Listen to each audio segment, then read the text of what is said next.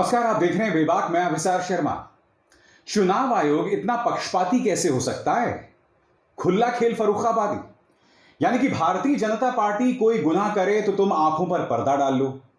ममता बनर्जी से कोई गुनाह हो जाए या गलती हो जाए तो आप उनके पीछे पड़ जाते हो। मैं आपको बतलाना चाहता हूं दोस्तों कि चुनाव आयोग ने ममता बनर्जी को नोटिस जारी कर दिया है कि उनके एक बयान ने चुनाव आचार संहिता का उल्लंघन किया। वो बयान क्या है, मैं आपको पढ़ के सुनाना चाहता हूं आपकी स्क्रीन पर। ममता बनर्जी ने कहा, मैं अपने अल्पसंख्यक भाइयों और बहनों से अपील करना चाहती हूं कि वो बीजेपी से पैसा लेने वाले शैतान के बहकावे में आकर अपना वोट न बांट दें। वो बहुत सारे सांप्रदायिक बयान देते हैं और हिंदू मुसलमानों में दंगे कराता है। बीजेपी और सीपीएम के कार्यकर्ता बीजेपी से पैसे लेकर अल्पसंख्यक वोट बांटने का काम कर रहे हैं। यहां पर ममता बनर्जी फुरफुरा शरीफ के मुस्लिम नेता पर हमला कर रही हैं और वो आरोप लगा रही हैं कि ये बीजेपी से पैसा लेकर न सिर्फ मुसलमानों का वोट बांट रहे हैं, बल्कि वो कहीं ना कहीं ये भी अपील कर रही हैं कि आप अपना वोट बंटने ना दें। क्या यह बयान गलत है? क्या यह बयान सांप्रदायिक है? इसकी चर्चा मैं बाद में जाके करूंगा, मगर जो खबर मैं आपके सामने लेकर आया हूं ना दोस्तों, वो बहुत ही धमाकेदार है और उस खबर को लेकर चुनाव आयोग अपनी तरफ से कोई सख्ती नहीं कर रहा है, क्योंकि आज की तारीख में उससे बड़ी कोई खबर नहीं है। खबर क्या है आपको बताता हूं दोस्तों। मैं आपकी स्क्रीन पर कुछ कैश कूपन्स दिखा रहा हूं। इस कैश कूपन में देखिए दोस्तों, आप प्रधानमंत्री नरेंद्र मोदी की तस्वीर देख सकते हैं। यह है 1000 रुपए का कैश कूपन और ये पश्चिम बंगाल के कई गांवों में गरीब लोगों के पास मिले। यानी कि ये कैश कूपन जिसमें आप ये कूपन दीजिए और बदले में आपको 1000 रुपए मिलेंगे।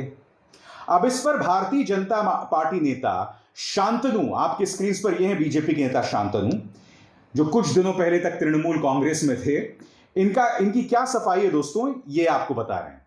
वो ये कह रहे हैं कि दरअसल ये कूपन्स जो हैं हमने धन्ना सेठों और व्यापारियों को बांटे थे और इसके बदले में उन्होंने बीजेपी को 1000 रुपए का चंदा दिया था। ध्यान से सुनिएगा, कह रहे हैं कि हमने ये जो कूपन्स हैं, ये जो कैश कूपन है, वो व्यापारियों और धन्ना सेठों को दिए थे और इन्होंने 1000 रुपए बीजेपी को दिए थे।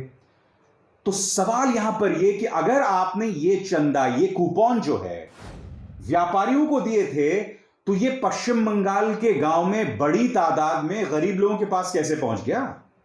और उससे भी बड़ा सवाल, भारतीय जनता पार्टी इस देश की ही नहीं, शायद दुनिया की सबसे धनी पॉलिटिकल पार्टी है। ऊपर से कोरोना के नाम पर तुमने जो वो पीएम केयर्स शुरू किया था, उसकी कोई जवाबदेही नहीं है। वहां हजारों करोड़ रुपए इकट्ठा हो चुका है, वो पैसा कहां जा रहा है किसी को नहीं मालूम। तो मैं ये जानना चाहता हूं कि इतने पैसे हैं बीजेपी के पास, अब भी आप व्यापारियों से चंदा ले रहे हैं, वो भी 1000 रुपए। और सबसे बड़ी बात फिर दोहरा रहा हूं कि वो कूपन जो है गरीबों के पास कैसे पहुंचे। दोस्तों मैं आपको बताता हूं, आपके घरों में राम मंदिर के नाम पर चंदा इकट्ठा करने लोग आते होंगे, तो वो भी जो कूपन्स होते हैं ना, वो 1 रुपए के, 10 रुपए के, 100 रुपए के और 1000 रुपए के कूपन्स होते हैं। और यहां पर जो कैश कूपन उन गरीब गांव लोगों के पास पाए गए हैं, वो 1000 रुपए का है। यह बात आपको बिल्कुल अटपटी नहीं लगती? और क्या चुनाव आयोग को इस पे बिल्कुल भी सवाल नहीं करना चाहिए? इस कदर पक्षपात, यानी कि ममता बनर्जी ने जो गलत बयानी की, जो गलत बयान दिया, उस पर तो आप सवाल उठा रहे हैं, मगर यहां पर यह खुला खेल फर्रुखाबादी हो रहा है। कथित तौर पर गांव वालों को कैश कूपन दिए गए, जिसके बदले में कथित तौर पर उन्हें 1000 रुपए मिल सकते हैं। मैं लगातार आपसे कह रहा हूं दोस्तों कि पश्चिम बंगाल का चुनाव जो है ना, वो बराबरी में मुकाबला नहीं है। एक तरफ भारतीय जनता पार्टी है जिनके पास प्रधानमंत्री का करिश्मा है, जिनके पास उनके पूरे मंत्री हैं और रसूख है। और रसूख में क्या है? पैसा है एक तो, क्योंकि 1000 रुपए के कूपन अगर गरीबों में बांटे जा रहे हैं तो कितना पैसा होगा। और रसूख की जब मैं बात कर रहा हूं, तो चाहे शुभेंदु अधिकारी हो, चाहे मुकुल रॉय हो, इन दोनों पर भ्रष्टाचार को लेकर गाज लटकी हुई थी, तलवार लटकी हुई थी, और फिर ये बीजेपी में शामिल हो गए। यानी कि रसूख में इनके पास प्रवर्तन निदेशालय, ईडी भी है, इनकम टैक्स भी है और सीबीआई भी है।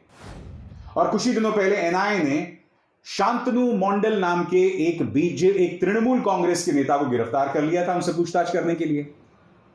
तो यह बराबरी का मुकाबला कैसे हुआ?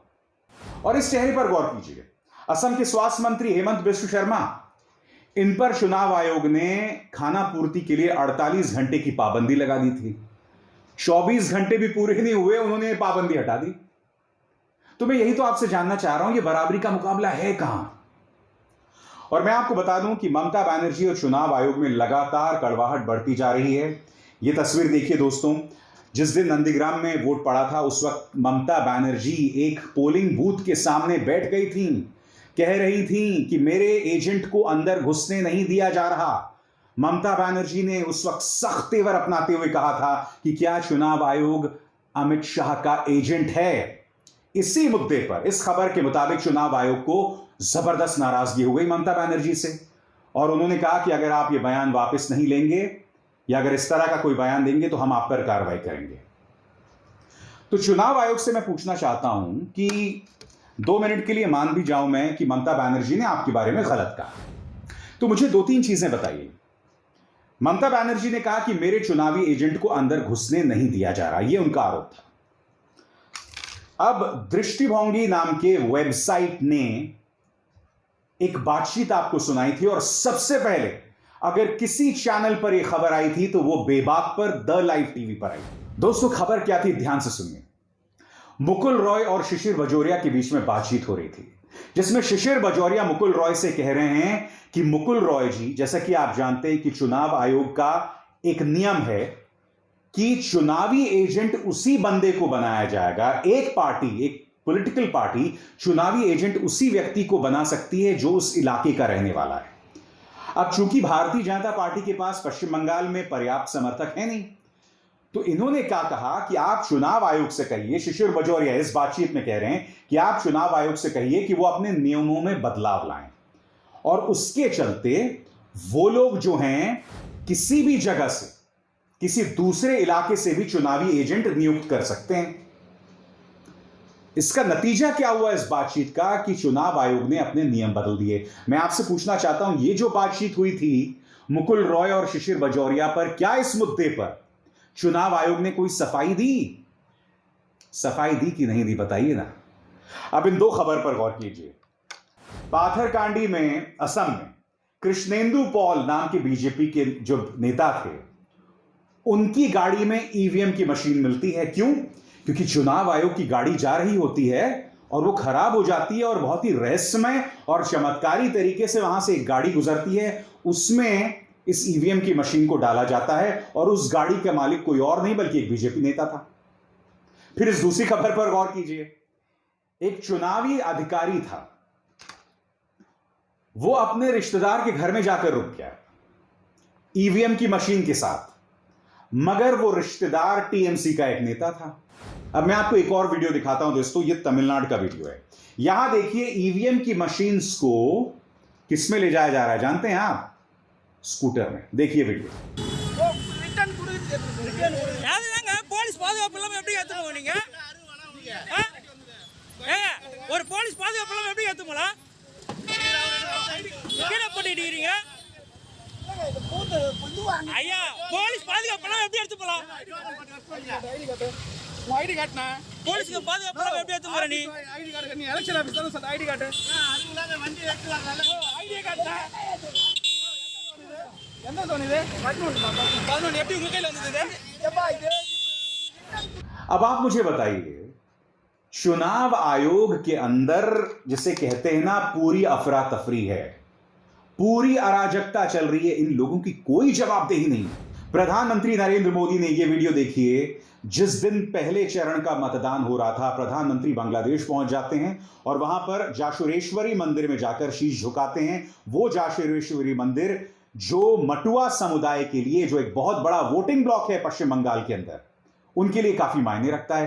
उस दिन दिन भर न्यूज चैनल्स में यह तस्वीर दिखाई जाती है। क्या चुनाव आयोग ने सख्ती लगाई वहां पर? बिल्कुल नहीं लगाई। तो जहां तक मैंने आपको बता दिया, चाहे हेमंत बिस्व शर्मा हो, चाहे प्रधानमंत्री खुद हो, कोई सख्ती नहीं है। और जहां तक सांप्रदायिक बयान देने की बात है, तो अमित शाह ने कहा था कि 2 मई के बाद हम आप लोग आराम से बगैर किसी रोक टोक के सरस्वती पूजा और दुर्गा पूजा कर सकते हैं।